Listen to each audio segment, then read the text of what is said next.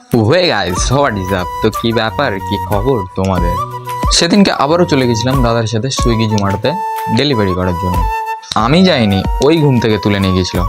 ঘুম থেকে উঠে টয়লেটটাও করতে দেয়নি, তাই করে আসছিলাম। ওই জন্য দেখো আমার মুখটা কেমন পাগল পাগল লাগছিল। বসতে না বসতে একটা অর্ডার চলে এসেছিল সাবুজির পাশেই প্রজেক্টের ভেতরে।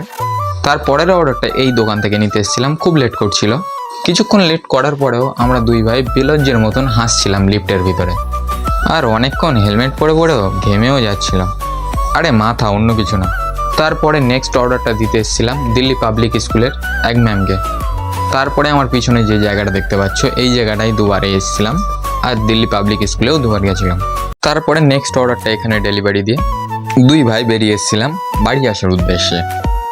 রাস্তা অনেকটা ভুলভাল হচ্ছিল, কারণ রাস্তায় পুলিশ মামা ছিল তাই।